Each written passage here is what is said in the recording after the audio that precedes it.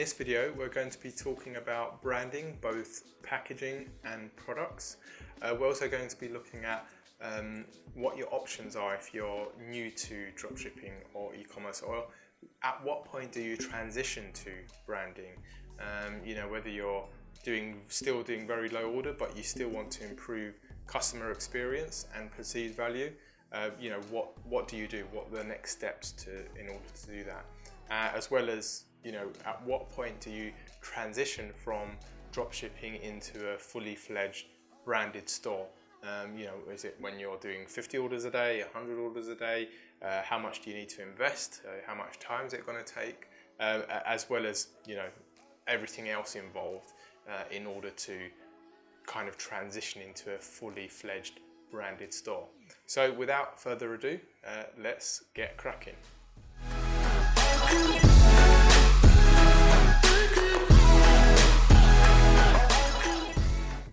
Okay, so branding, also known as white labeling, which basically means putting your own logo or designing your own packaging, and as well as putting your logo on the product itself. So whether you brand the parcel or external packaging or the product itself, it's known as white labeling and branding.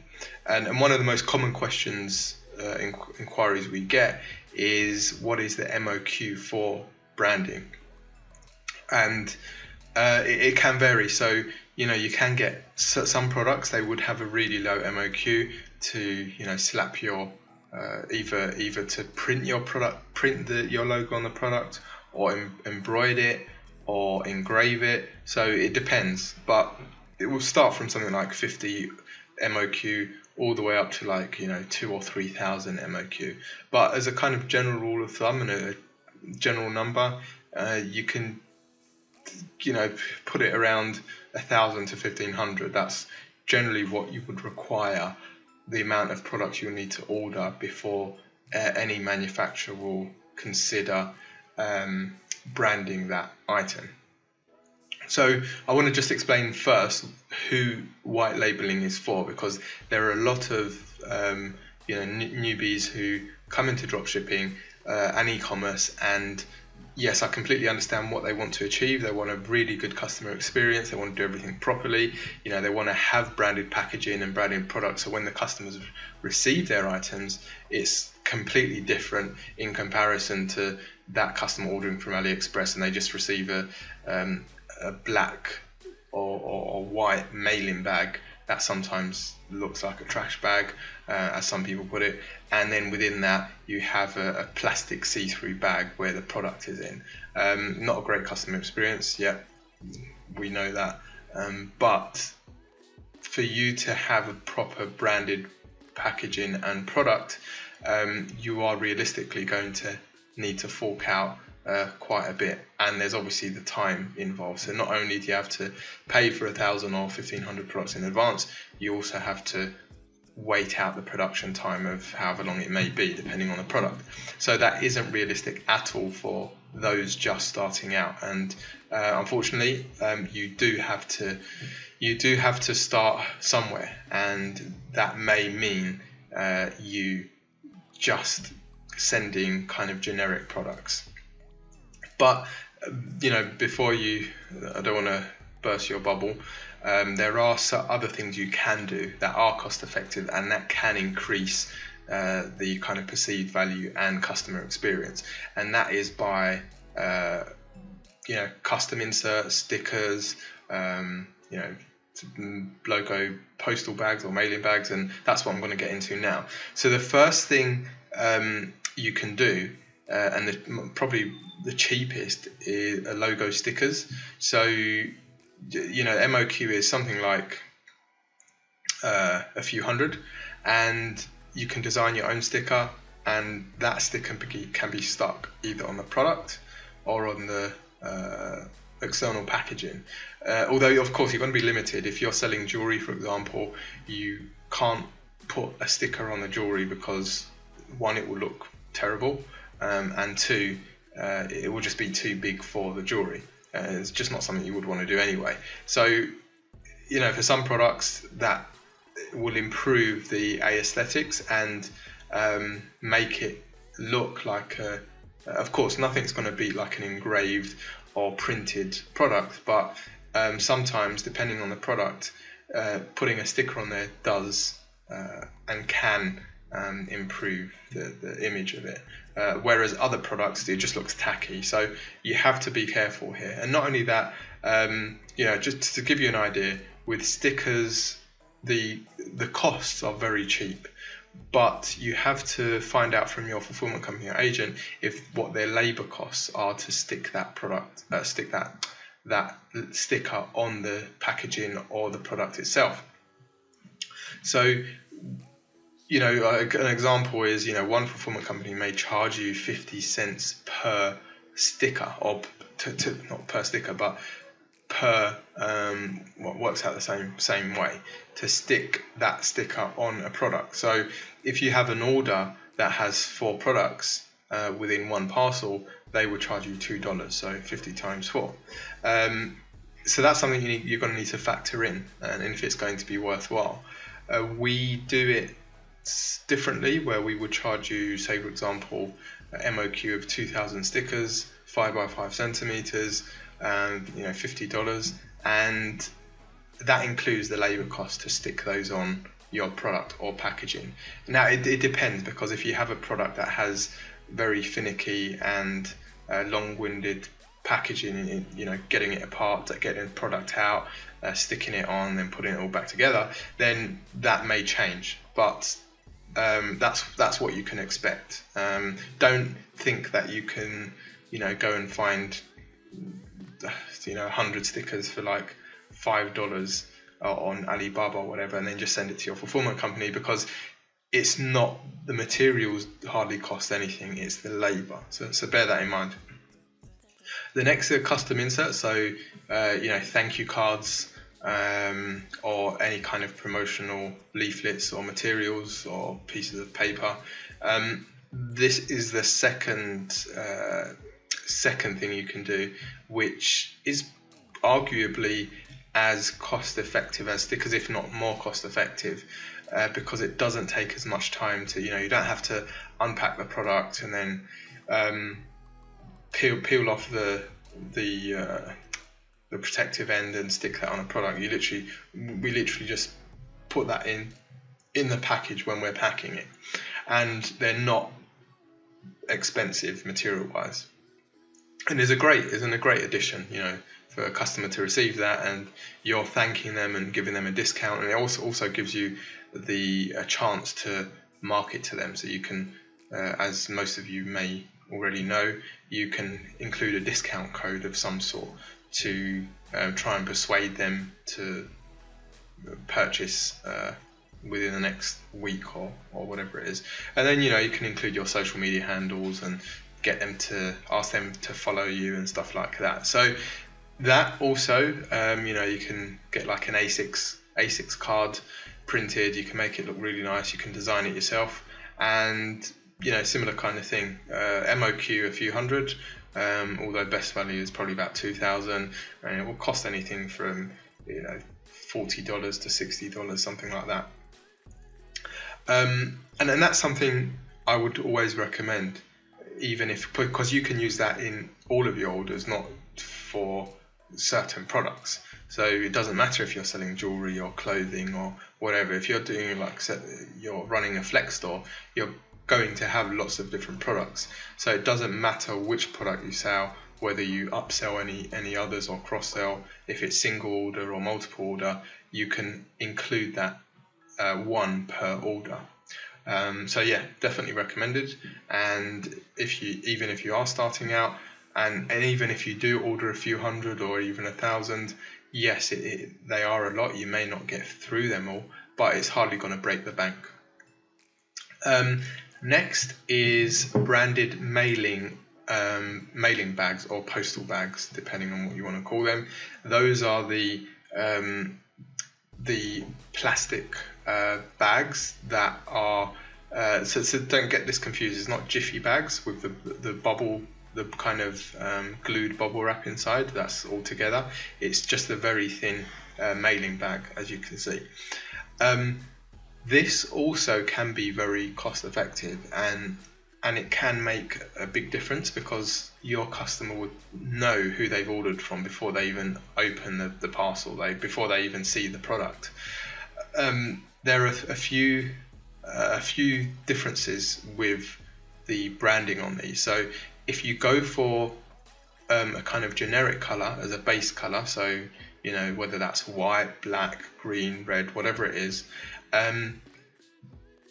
you can go for a very low MOQ, so say for example 500 or 1,000 bags, but it's only a single color print. So for example, if you had a white base color, the bag itself, you could print say black on that bag, and there's no like printing fee or anything, you just pay per bag. And it could range anything from 9 cents to all the way up to 25 or 30 cents. It could even be more than that, depending on the size of the bag as well.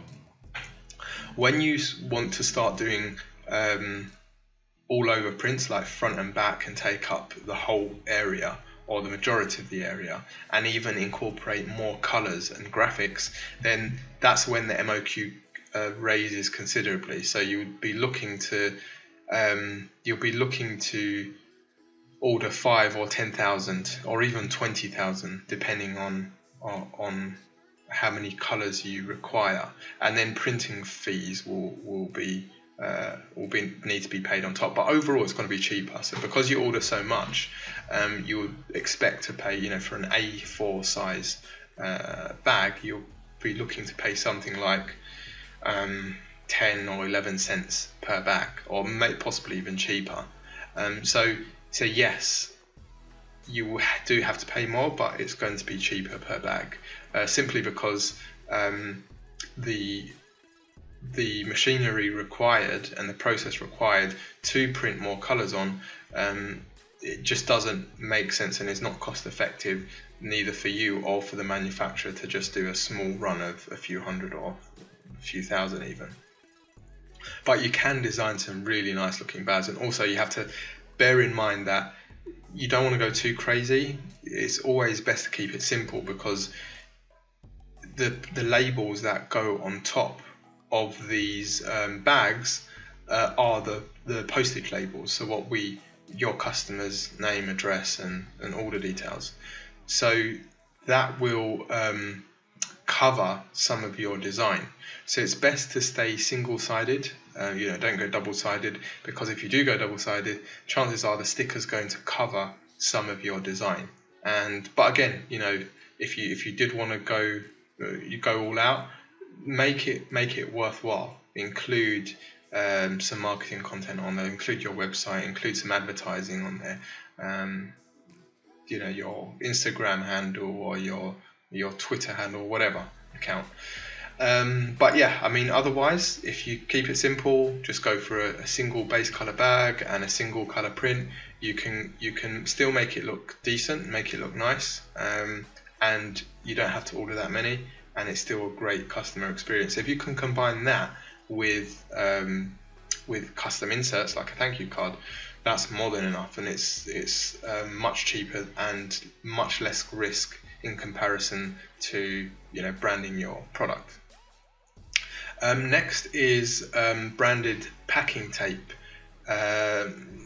This is something I don't really recommend, because one, it's not that cost effective, and two, not only is there no real way of keeping track of the inventory. So say for example, especially if you're running a flex store, we're packing lots of different products, it's difficult to keep tabs on the inventory of this tape. So not only that, but it doesn't, no matter how good you make your tape look, it's not the same as a branded postal bag or a thank you card, simply because when we use it and when we pack it, especially if it's going on we're using it to pack kind of a non-symmetrical product that needs lots of tape and it'll be kind of scrunched up, they're not really going to see the branding itself. That it will probably look more messy than anything. I would only recommend packaging tape, branded packaging tape, if you have a box. Your packaged, we're packing your products in boxes. That way it can be packed very neatly, and it does give a really good brand feel, and that kind of avoids you having to go all out and brand an actual box itself. You can just get a normal white or brown generic box and then use this package tape on top. Otherwise, if you're not using boxes to pack your products, it's not advisable. In terms of MOQ, that can vary. You can get one reel, but it will be much more expensive and wouldn't be of great value. So before you go ahead and decide to get branded tape, only do so if you have okay volume, but your product can be packaged in boxes. Otherwise, it's pointless. Last but not least, cardboard boxes. So you can go for, there's lots of different cardboard boxes for not only size but type and strength. So if you go for the very basic kind of paper type, the very thin card type boxes, that's also the MOQ will be very low and it would be very cost effective, but it's not much point. You may as well just, as I said, get the branded packaging tape instead of ordering thousands of boxes and branding them and waiting for the production time. But in saying that, if you keep it simple and it's just a normal generic white box, you can get your logo stamped or printed on top in a single color. Yes, that is a cost-effective option, but again, it's going to require the production time as well as the high MOQ. So when it comes to boxes, so as you can see, number one, the first option is a normal size box that you can order from almost any packaging supplier. So it's a standard size, standard dimensions, nothing special, not strengthened or anything, just a normal box. Then what would happen is, you can order that. Whether you order with us or order from an agent or order from a manufacturer direct, sometimes they, package manufacturers will only sell packaging boxes. That's it. They don't offer the additional branding service. So you would order from there, and that would be sent to a printer, and they would brand it for you. And that's quite a straightforward process, relatively good value, and you're not going to have any issues with long production times because the stock is already there. It's a standard size. You can get it from almost anywhere. You literally just have to purchase it, send it to the printers, they print it, and then send it to your fulfillment company, whoever that is. Option number two, if we'll go up a bit, are different styles of boxes and customizable prints. So what you can see here is that there's prints inside and outside the box. You can also get different strengths, different sizes, and this is where it can get more expensive, and production time comes into play. So just to give you an idea, if you wanted all over print, inside and outside, as well as like a strengthened box, 5-layer corrugated card, you're looking at something like 20 to 30 day production time. And cost-wise, of course, depending on the box and the strength, you're looking at something like, say $80 to $1.40 per box. It can be much more expensive than that. It could be lower than that. It depends on many different things. And again, this is not something I would recommend at all unless you are doing good volume. You have been doing good volume for some time, and you want to do a proper branded experience, and you have a single product. It's either a single product store or you have a set select few of products that can fit in that one box. The last thing you want to do is order this box and realize that, well, maybe you add another product to your collection and it's too big to fit in the box, or something like that. The box limits you to what product you can pack in there. So it's pointless you making a box, making it all nice and pretty, and the customer's gonna love it. But if your product can't fit in there, or if, for example, if you have multiple upsells and you get to like 3 products and you have to package them separately, if you wanted to send 4 products, you will need 2 boxes, for example. It's not great, because not only are you going to be using more boxes, obviously, but it's going to increase your weight and your costs. And what most people don't realize when they go into this and add in boxes and branded items is that the shipping costs increase, simply because it gets heavier, especially with the strengthened card and corrugated extra thick boxes. So of course, depending on the product that you're selling, if you're selling a heavy product as it is, you won't see a big difference or much difference. Whereas if you're selling a light product and you add a box, the box may be heavier than the product itself, which is going to obviously increase the shipping cost. So that's something else you need to bear in mind. The last kind of style of box is completely customizable. So this can be customized in shape, in size, in strength, in design, you name it. And this is where it gets complicated, because you need designers and packaging designers, and you can either outsource this or you can communicate those requirements to us or the manufacturer or whoever you're working with.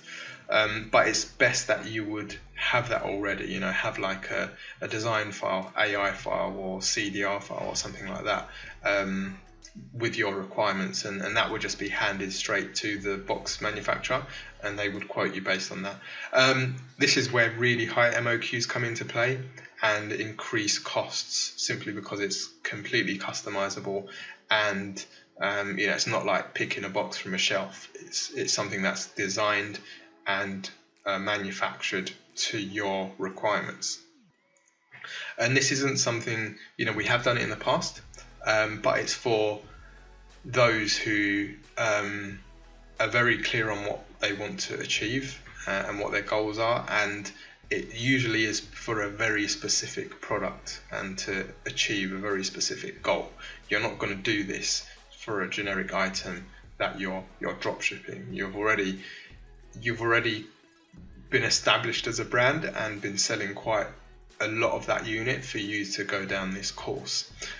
So almost everyone can write that one off. Not recommended at all. So before branding your own product, it has to be thoroughly tested, and branding has to be done with the same product from the same manufacturer if you want to avoid running into quality issues. So I'll give you an example. If you've been selling a product for 6 months, the exact same product, and you've had very good customer feedback, the product does what it's supposed to do, you've got repeat purchases, of course you will have one or two, a handful of quality complaints, that's normal, but overall it's a really good product, then it wouldn't make sense you changing the supply chain. You wouldn't want to go, and even if that means you saving money going to a new supplier or a new manufacturer, that money you save can shoot you in the foot, because if the quality isn't as good and then you start getting customer complaints, that can have a domino effect on a lot of things, as you probably know. Your advertising account can get penalized, and your payment processor and other things you just don't want to be dealing with. So you need to really take that into consideration when you're ready to transition into branding a product. Make sure that the product itself is satisfactory. It's something that has been thoroughly tested. It's been not only by your customers but by you as well. If you haven't physically seen and tested the product yourself, then you shouldn't be branding it at all. So that's something you really need to take into consideration. Don't run a product for a month and even if you're scaling like crazy and all signs look good and you think, oh right, I'm gonna brand this product, and then you just tell your supply agent or manufacturer, go ahead and do it. Of course you can do that, but it's best you know what you're actually selling and what your customer feedback is first before you go that far. Because the last thing you want to do is, if you did that, say for example you did that, and a month in you started branding, and then you suddenly start realizing, crap, you're getting all these customer complaints from the orders that you've sent over the last month. Now you have your brand on a product that's crap, and your brand name will become synonymous with bad quality. That's just an example. So yeah, don't make the switch until you are 100% confident you are selling a good product, a really good quality product, and the majority of your customers are satisfied. So if we look at, or just compare two products. So the first product is a textile item. Some of you will probably be aware and have seen this around as like a knee brace. And something like this is relatively, it has a low MOQ, relatively cheap. It would be, you would have different options. So it can be, you can get your logo printed on textiles. You can also get it embroidered on textiles. One will be more, the embroidery will obviously be more expensive than the print, and it will obviously take longer production time wise. Although in general you'll expect to, 5 to 10 days, I would say, production time. And you can also choose to have your tag stitched on the product itself with your logo, or you may not want to have a printed or embroidered logo. You might just want to go for a kind of clothing tag instead. And it's all very similar, low MOQs, and you would expect to pay less than the existing price. So say for example, if you did go ahead, if you're selling 20, 30 a day, however many you're selling, and you're paying $1 each, automatically if you order an MOQ or order a higher volume, you can generally get cheaper pricing. So in this instance, this example, you would expect to be able to barter or get lower pricing than what you're already paying for the lower volume that you've been doing, simply because you're just purchasing in one go and you're ordering a few hundred. So this is a product is on the lower end of the scale when it comes to MOQ and the cheaper type. Next one, again, I'm sure lots of you have seen this, acupuncture pen. It's not an expensive product, but it's completely different, as you can tell. So it's a battery product. It's a gadget basically. It requires power, and for you to brand this item, it's a bit more complicated. So the MOQ would automatically jump up considerably, and this will also usually include like basic package, parcel, the box itself, the packaging of this product should usually include branding on that as well. But that's usually something like a logo change or very basic changes, not like a complete redesign. You can, but it might be more expensive. They'll charge an extra printing fee or something like that. So again, even though you are branding your product, most people think, oh, if I brand my product, it's going to be more expensive. But no, it's actually the opposite. Most products will be cheaper than what you're buying because you're purchasing in bulk. So if you purchase this 2,000 units of this acupuncture pen, you wouldn't be expected to pay the normal kind of drop shipping rate, if you want to put it that way, because you order on a daily basis every time. It's more hassle for the supplier. They have to pack it and send it every day, whereas you do a single bulk order, the order goes through, they pack it once, send it once. It's much easier for them, they make more money. In turn, they're happy giving you a cheaper price. For something like this, you're looking at a much longer production time, because there's more things involved. You've got the box that needs to be branded, you've got the logo, the product that needs to be branded, either engraved or printed. So it could mean 3, potentially 4 different areas. So the product will have to be sourced, then it would have to be sent to a printer or engraver, then the box would have to be done also a box manufacturer or printer, completely separate. Then that would all have to be sent back to maybe the supplier, or even to your fulfillment company or agent, for them to pack it all together. So it's much more complex than the first example. So that's just a very quick explanation of branding and what you can expect in both packaging and products, and how you can cost effectively improve the customer experience. One last thing I want to mention is the custom products. So I spoke about custom packaging, like custom boxes, bespoke design boxes. That you can also do, of course, custom products, although that requires a lot of research and development. So imagine Kickstarter campaigns, Indiegogo.